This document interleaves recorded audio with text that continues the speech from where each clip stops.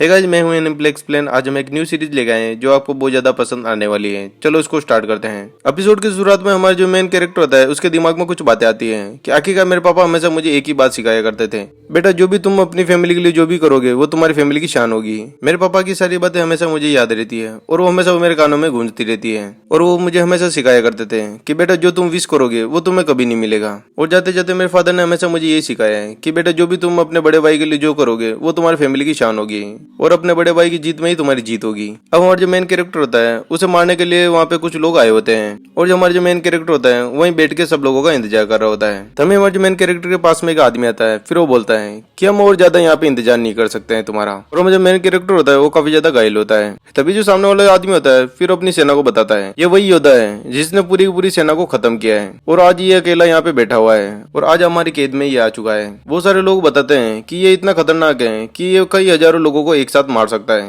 ये जब भी किसी को मारता है तो उसकी बिल्कुल भी किसी को खबर नहीं होती है। आसपास के हर इंपीरियल किंग इससे डरते हैं। तभी सामने जो खड़ा आदमी होता है फिर वो बोलता है कि तुम तो एक तरह से मार्वल हो, शायद तुम उसके छोटे भाई हो सकते हो। फिर हमारा मेन कैरेक्टर होता है उसको फिर उसके नाम से बुलाता है, तुम वही लॉर्ड चेन हो जिसे हम इतने दिनों से ढूंढ रहे थे, आखिरकार तुम हमारे आज हाथ लग ही गए हो। तभी लॉर्ड चेन बोलता है कि बोरिस आज तुम्हारे पास अच्छा मौका है। इतना सुनते ही बोरिस होता है वो हंसने लग जाता है। तभी बोरिस बोलता है कि आखिरकार तुम्हें ये सब करने के लिए किसने बोला? तुम लॉर्ड चेन तुम कुछ भूल रहे हो, शायद तुमने पूरे पूरे एम्पायर को खत्म कर दिया है और तुम्हें ये बिल्कुल भी नहीं पता है। जो मैंने तुम्हारी अफवाह सुनी थी आज मुझे ऐसा लग रहा है कि वो सारी की सारी सच है। तुम जहाँ पे भी युद्ध करने जाते हो वहाँ पूरा पूरा अंधेरा छा जाता है। वहाँ पे इतनी आंधी चलती है कि कोई लोग तुम्हें पहचान भी नहीं पाते हैं और तुम इतने लोगों को मार देते हो कि तुम्हें याद भी नहीं रहता कि तुमने कितने लोग मारे हैं। और तुम्हारी शिकायतें काफी ज्यादा लोगों ने की है और तुम ये करने के लिए कभी भी हिचकिचाते नहीं, ऐसा क्यों है? तब यहाँ पे लॉर्ड चेन बोलता है कि मैं तुम्हें यहाँ पे अभी भी वार्निंग दे रहा हूँ कि तुम यहाँ से चले जाओ, नहीं तो मैं आज अपना ऐसा रूप दिखाऊंगा कि तुम्हारा एक भी दांत अपने जबड़े में नहीं दिखेगा। इसके साथ ही जो लॉर्ड चेन होता है वो सीधा बोरिस के ऊपर हमला कर देता है। कि तभी बोरिस बोलता है कि शायद तुम कुछ भूल रहे हो, लॉर्ड चेन तुम्हें हमेशा याद रखना चाहिए कि मैं 9 स्टार मैजिक बैरियर के अंदर हूँ और मैं किसी भी टेक्निक को आराम से डिफेंस कर सकता हूँ। तभी यहाँ पे लॉर्ड चेन होता है वो खड़ा खड़ा मन ही मन में सोच रहा होता है कि आखिरकार इसके पीछे कौन है। मुझे सब ये बातें अपने बड़े भाई को बतानी चाहिए और मुझे यहाँ से जल्दी निकलने का कोई ना कोई रास्ता निकालना पड़ेगा।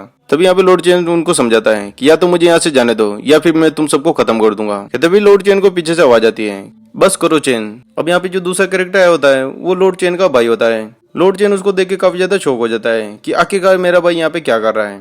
और लॉर्ड चेन के मन ही मन में उसके फादर की बातें वापस से उससे रिमाइंड होने लगती है, बेटा हमेशा तुम्हें याद रखना है, तुम्हारी फैमिली का नाम सबसे आगे रखना है। जो तुम्हारा भाई इचेल है वही हमारी फैमिली की शान है। अगर इचेल को सक्सेस मिलती है तो तुम समझ लेना कि वो सक्सेस तुम्हारी ही है। अब यहाँ पे जो इचेल होता है वो उसके सामने खड़ा होता है। लॉर्ड चेन सारी बातें समझ जाता है, उसे सब समझ में आ जाता है कि इसके पीछे कौन है। जो सामने जो इचेल खड़ा होता है वो एक तरह से उसका भाई है और वो सारे लोग इचेल के साथ ही मिले होते हैं। ये सब देख के लॉर्ड चेन होता है वो अपने घुटने टेक के जमीन पे बैठ जाता है। तब यहाँ पे इचेल उसके पास आके बोलता है कि तुम्हारे आगे सब कुछ बता सकती है मुझे, तुम क्या सोच रहे हो मेरे लिए कि मैं यहाँ पे क्यों हूँ।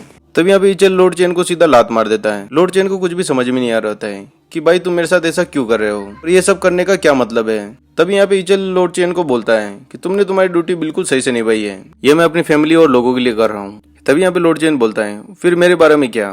तभी यहाँ पे इचेल बोलता है कि तुमने तुम्हारी ड्यूटी का बार तो तुमने बहुत अच्छे से संभाला है, पर मैं ये सारा का सारा बार मैं कहीं और शिफ्ट करना चाहता हूँ और ये मैं सब हमेशा के लिए तुम्हारे कंधों से हटाना चाहता हूँ। तभी यहाँ पे लॉर्ड चेन बोलता है इन सब का क्या मतलब है, क्या मैंने तुम्हारे साथ कुछ गलत किया है? तभी यहाँ पे इचेल बोलता है तुमने कुछ गलत किया, तुमने बहुत कुछ किया है, तुमने इतने लोगों को मारा है कि उसकी कोई गिनती भी नहीं कर सकता है। अब तुम कोई इंसान नहीं रहे, तुम एक बहुत बड़े शैतान हो, लोग तुम्हें हत्यारा बुलाते हैं। ये सुनते हमारा जो चेन होता है वो अपने मन में सोचने लग जाता है। यहाँ पे इचेल जोर से बोलता है अब तुम हमें धोखा देने लग गए हो, इसके लिए तुम्हें इसकी सजा मिलेगी और तुम ये भी नहीं जानते हो कि ये सारी की सारी सजा तुम्हें क्यों मिल रही है। तुमने इतने पाप किए कि इसकी कोई गिनती भी नहीं कर सकता है। तब यहाँ पे लॉर्ड चेन जोर से बोलता है कि एक मैं हत्यारा हूँ, तुम ऐसे कैसे कह सकते हो, और मैंने अगर इतने पाप किए हैं तो मैंने किन के लिए किए हैं और तुम्हारी हिम्मत कैसे हुई कि तुमने मुझे एक हत्यारा बुलाया। मैंने जितनी भी लड़ाई लड़ी है वो सिर्फ मैंने तुम्हारे क्राउन के लिए की है। और तुम ये भी मत भूलो कि तुम ही ने एक डेमोन आर्मी खड़ी की थी ताकि तुम्हारा एम्पायर और ज्यादा फैल सके और हर जंग में मैंने बहुत ज्यादा मेहनत की है और उसके लिए तुमने आज मुझे यहाँ पे लगा खड़ा कर दिया। और तुम वो बात भी मत भूलो कि तुमने आज जितनी सक्सेस तुमने हासिल की है उसमें मैंने पूरी तरह से तुम्हारी हेल्प की है। आज तक मैंने जो भी तुम्हारे साथ किया है वो सिर्फ मैंने अपनी भलाई के लिए किया है और मैंने अपनी पूरी पूरी जिंदगी मैंने तुम्हें दे दी। और आज तुम्हें जैसे जज कर रहे हो कि जैसे मैं कोई एक बहुत बड़ा हत्यारा हूँ और तुम पुरानी बातें क्यों नहीं याद करे कि तुम्हें वो सारी चीजें भी याद होनी चाहिए कि मैंने तुम्हारा साथ कितना दिया था। पिछले 20 सालों से मैं तुम्हारा एक कुत्ता बन के काम कर रहा था और अब मुझे कोई फर्क नहीं पड़ता है कि तुम मेरी पूरी पूरी बॉडी को खत्म कर दो। आज मैं अपनी पूरी पूरी जिंदगी दाव पे लगा रहा हूँ, ये मुझे मरते दम तक याद रहेगा। अब मैं तुम्हें हमेशा के लिए खत्म कर दूंगा। इसके साथ ही चेन को बहुत ज्यादा जोर से गुस्सा आ जाता है, तो वहीं आसपास जितनी भी मिट्टी होती है वो हवा में उड़ जाती है और तूफान चलने लग जाता है। तब यहाँ पे जो खड़े सिपाही सोचते हैं कि ये कितना पावरफुल आदमी है और इसके पास इतना मैजिक कहाँ से आया, ये एक आम इंसान नहीं हो सकता है। तब यहाँ पे लॉर्ड चेन को बहुत जोर से गुस्सा आ जाता है। फिर वो बोलता है, तुम लोग इतनी देर से मेरे ऊपर क्यों हंस रहे थे और अब मैं तुम्हें दिखाता हूँ कि इस दुनिया का सबसे बड़ा हीरो कौन है। और अब मुझे कोई फर्क नहीं पड़ता है कि मेरा भाई मेरे बारे में क्या सोचेगा। अब तुम लोगों में कोई शर्म नहीं बची है। अब इचेल को पता लग जाता है कि अब चेन हम पे हमला करने वाला है। इसके साथ ही इचेल हमला कर देता है। इचेल उसके पहले वार से आराम से बच जाता है। इसके साथ ही चेन दूसरा हमला भी कर देता है। अब चेन हमला करते करते ये भूल जाता है कि बोरिस एक 9 स्टार बैरियर के अंदर होता है, तो उसके पास बहुत ज्यादा पावर होती है। तभी यहाँ पे इचेल जोर से बोलता है कि अब मैं ऐसा वार करने वाला हूँ कि तुम कभी हील नहीं कर पाओगे। चेन हमला कर ही रहा होता है कि तभी जो बोरिस होता है वो अपना डिफेंस सिस्टम सामने लगा खड़ा कर देता है, जिसकी वजह से जो उसका वार होता है वो पूरा पूरा खाली चला जाता है। तभी चेन को बोरिस पे बहुत ज्यादा जोर से गुस्सा आ जाता है। तभी इचेल बोलता है, तुम कितने बुद्धू हो। इसके साथ ही जो इचेल होता है वो चेन के पेट में सीधा तलवार डाल देता है। तभी चेन के हाथ से भी उसकी तलवार गिर जाती है। तभी इचेल बोलता है, तुमने तो बहुत अच्छे से लड़ाई की है, पर मैं तुम्हें पीसफुली मारना चाहता हूँ और हमेशा के लिए तुम्हें सुलाना चाहता हूँ। आखिरकार तुम्हारा चेहरा भी सामने आ गया है। तुमने इतने सालों से मेरी बहुत मदद की है, अब मुझे तुम्हारी कोई जरूरत नहीं है। ये सुनते हमारा जो चेन होता है अपने मन ही मन में सोचता है कि मैंने इस पे कितना विश्वास किया था। तब यहाँ पे इचेल सीधा चेन को लात मार के जमीन पे गिरा देता है। फिर वहां से जाने लगता है और उसके साथ ही अपने साथी को कहता है कि यहाँ से चलो, अब हमारा यहाँ पे कोई काम नहीं है। अब यहाँ चेन जमीन पे लेटे लेटे सोच रहा होता है, आखिरकार मेरा अंत कैसा होगा। मेरी जिंदगी एक मूर्ख आदमी की तरह निकल चुकी है।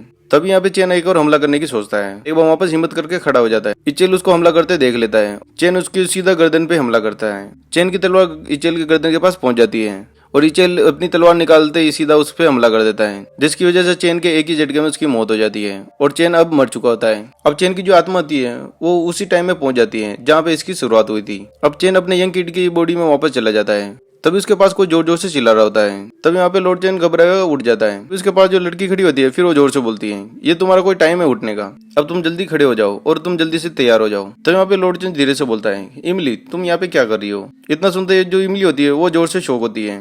तभी लॉर्ड चेन होता है वो समझ नहीं पाता कि आखिरकार ऐसा क्यों कर रही है। फिर लॉर्ड चेन अपने मन ही मन में सोचता है कि ये पिछले 20 साल से मेरे साथ में है, पर ये आज भी नहीं बदली है। तभी जो इमली होती है फिर वो बोलते हैं, क्या तुम लॉर्ड चेन अभी भी सपने देख रहे हो क्या, तुम्हें नहीं पता कि आज क्या है। चेन को इमली की बातों में कोई इंटरेस्ट नहीं होता है, तो वो आसपास की चीजों को देख रहा होता है और उन्हीं को याद करने लग जाता है। तभी लॉर्ड चेन अपना सर जोर से पकड़ता है कि मैं वापस एक यंग लड़के के रूप में वापस जिंदा हुआ हूँ और मैं अपने पास्ट में वापस पहुंच चुका हूँ।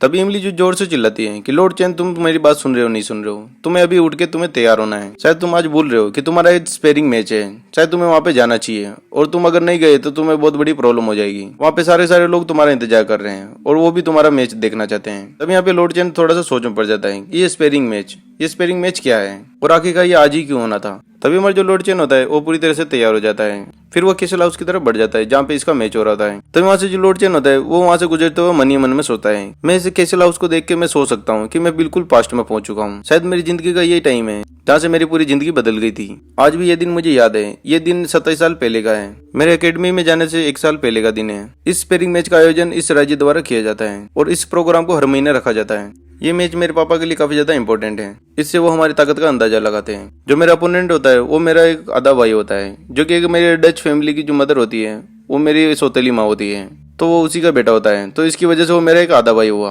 हम सब मिला के 4 भाई हैं, पर हम सबसे ज्यादा क्रांच को ज्यादा अटेंशन मिली होती है। जो मुझे वो दिन याद है कि मैं जब एलिमिनेट हुआ था मेरे आसपास काफी ज्यादा लोग हंस रहे थे और लोग मेरा मजाक उड़ा रहे थे और उसके बाद मेरे फादर ने मेरी तरफ देखना भी बंद कर दिया था और मेरे फादर ने सारा इंटरेस्ट मेरे से खत्म कर दिया और वो मुझे कभी भी नहीं चाहते थे। तभी मुझे लॉर्ड चेन है फिर वापस अपनी फॉर्म में आ जाता है। तभी पीछे से इमली चिल्लाती है कि तुम भूल मत जाना लॉर्ड चेन, तुम यहाँ पे बहुत अच्छे से फाइट करनी है। तभी यहाँ पे लॉर्ड चेन बोलता है, मुझे यहाँ पे किसी की कोई जरूरत नहीं है, मुझे सिर्फ यहाँ पे जीतना है। तभी यहाँ पे लॉर्ड चेन अपने मन ही मन में सोचता है कि मेरी मेड शायद सोचती है कि मैं बहुत होपलेस हूँ। फिर लॉर्ड चेन फाइट के लिए आगे बढ़ता है। फिर वो अपनी तलवार को बाहर निकाल के देखता है, ये मुझे काफी ज्यादा हल्की लग रही है और इस तलवार को पकड़ के मुझे ऐसा एहसास हो रहा है मैं 10 साल पहले ऐसे ही कमजोर हुआ करता था और आज मुझे एक बहुत अच्छा मौका मिला है कि मैं जिससे अपनी पूरी पूरी जिंदगी बदल सकता हूँ। फिर लॉर्ड चेन अपने हल्का सा सर घुमाता है, फिर अपने मन ही मन में सोचता है चलो अब मेरा टाइम आ गया है कि मुझे अपना पास्ट बिल्कुल ही चेंज करना है। तब जो चेन के फादर होते हैं फिर इस मैच को स्टार्ट करने के लिए बोल देते हैं और जो क्रांच होता है वो सीधा उसके ऊपर हमला करता है। तभी जो क्रांच होता है फिर वो भागते भागते बोलता है हाफ फिट तुम मेरे को क्या देख रहे हो, चलो आ जाओ मेरे से लड़के दिखाओ।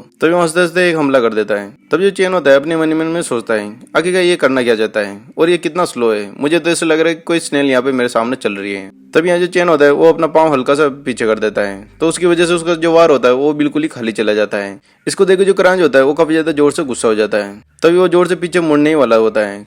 तभी जो चेन होता है वो जोर से उस पर हमला करता है और उसकी तलवार नीचे जाके गिर जाती है और उसके साथ ही उसके घुटने पे एक जोर से लात मारता है, तो उसकी वजह से उसे काफी ज्यादा जोर से दर्द होता है और वो सीधा जमीन पे जाके लेट जाता है। उसको देख के उसकी मोम होती है काफी ज्यादा जोर से घबरा जाती है। तभी जो चेन होता है अपने मन ही मन में सोचता है शायद मुझे जो मेरी तलवार है वो सीधा इसके गर्दन पे मार देनी चाहिए थी, जिससे कि पूरा पूरा हमेशा मैच खत्म हो जाता। मुझे ऐसा क्यों लग रहा है कि मैं अभी भी मैं अच्छे से सेटिस्फाई नहीं हूँ, क्योंकि चेन के साथ उसने बचपन में बहुत ज्यादा हरकतें की होती है।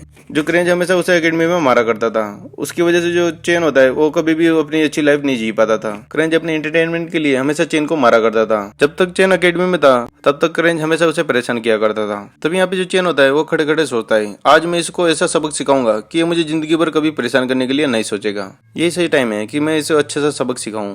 तभी जो चेन होता है वो क्रेंच को बोलता है अब मैं अपनी जिंदगी अपने हिसाब से जीने वाला हूँ। ये सुनते ही हमारा जो क्रेंच होता है वो काफी ज्यादा शौक हो जाता है। फिर वो अपने मन ही मन में सोचता है कि अब ये मेरे साथ क्या करेगा। इसी के साथ ये एपिसोड यहीं खत्म होता है। ये एपिसोड आपको कैसा लगा आप हमें कमेंट करके बता सकते हैं। इसी के साथ गुड बाय।